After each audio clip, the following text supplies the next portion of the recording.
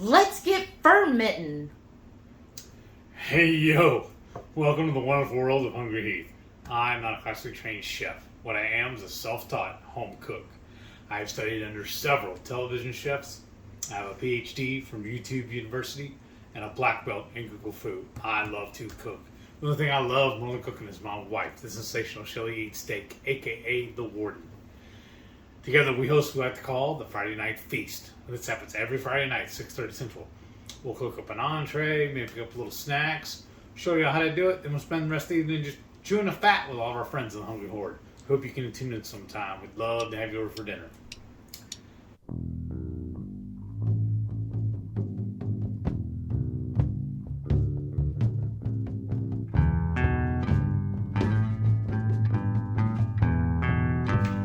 Welcome back to Fermentation Fun.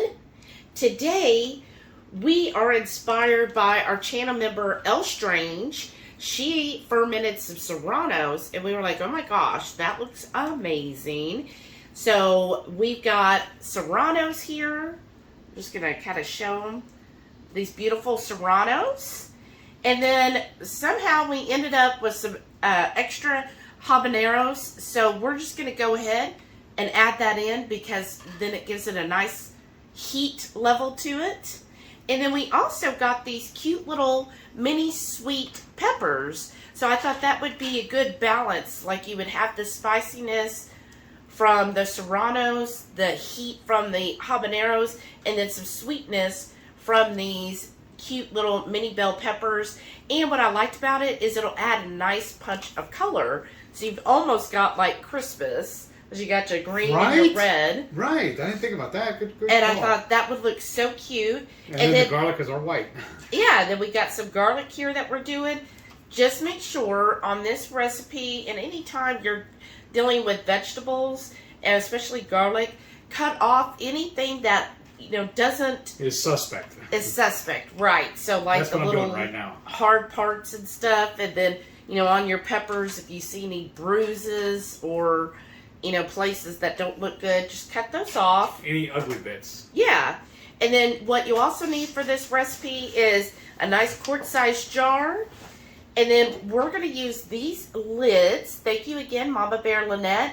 I absolutely love these lids because it has in the center where it burps and then it's sealed underneath. So once you put it in, it's going to prevent any bad bacteria, yeast, anything, getting into it, and especially bugs. Like, sometimes in the fermentation area, because of the smells and everything, sometimes fruit flies are attracted to that. So it prevents any of that from getting into your beautiful ferments.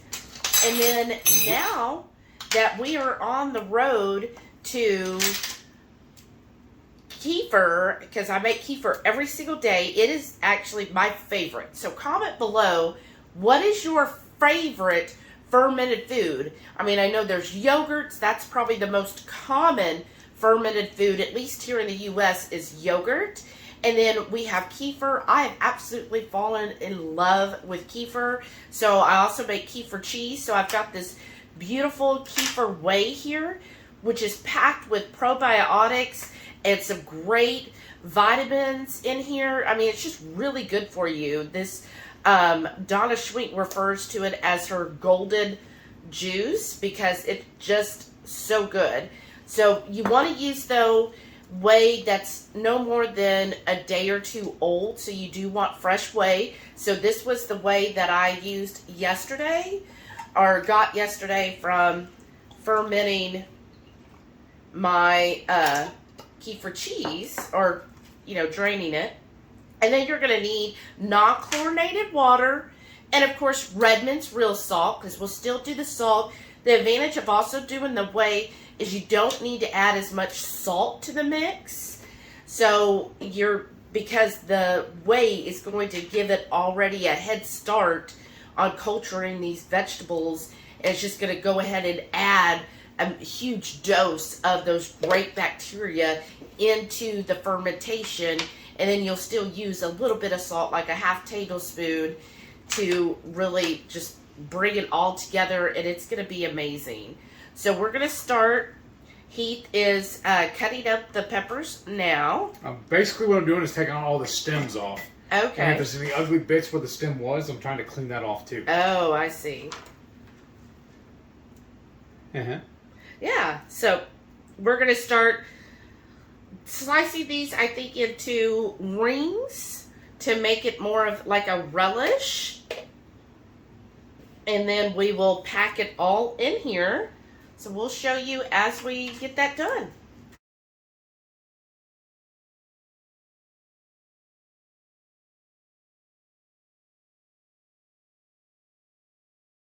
All right, we got, what is that at? Roughly half? The 2.5 cups line of the peppers. Obviously, we should have bought more pepper. We should have. Oh, well. I'm going to add my 1/2 cup of the kefir whey.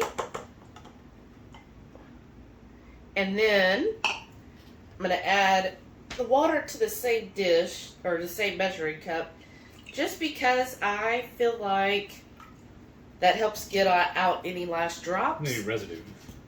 And then we need 1/2 tablespoon of salt.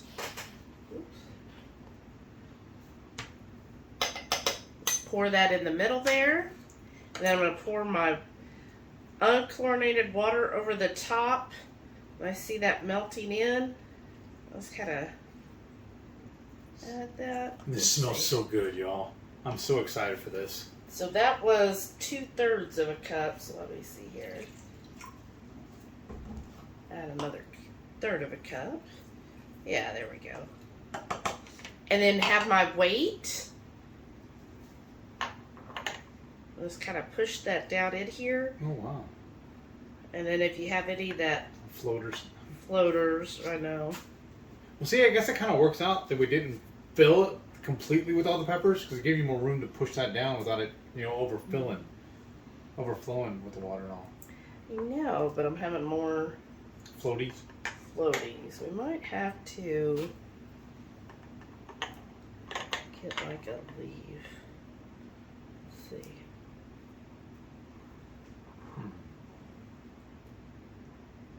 Okay, I think that might work. Y'all, I'm kind of worried though. She is so enthralled with all this fermenting stuff. I think, I'm going to be next. She's going to try and ferment. I mean, one wrong move. Okay, good. I see everything is submerged. And I don't see any floaters other than the little seeds. Now I'm going to put the fermenting lid on. And do this nice and tight on there. And then I'm going to put it in a cool, dark area. So usually between 65 and 75 at the top end. And with this type of lid, it's going to be perfect because it'll let the CO2 gas out, but it won't let any bad things in. And then we'll just check on this. I'm going to let it go for 5 days. And then we'll check on and see how it turns out. All right, y'all. We let these go for 6 days. Let me pull this out. And so I've got a tray in front of me. And then with clean hands, I'm going to remove. I'm going to try to remove.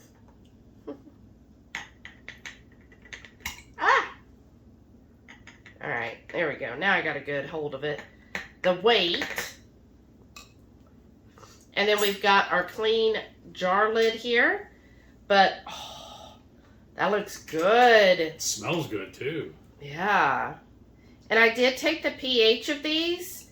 They were at 4, so I am good there. And when I was slicing these, I'm trying to do it about the same size like you would see, like when you get a pickled jalapeno, the jars of those. I was trying to do it about the same size. Wow, it smells really good. And there was a Friday night feast where we made the pecan crusted cod. We also tried it on that. I don't know why, but the end pieces, for whatever reason, don't seem as inviting to me as the center cuts. I don't know why.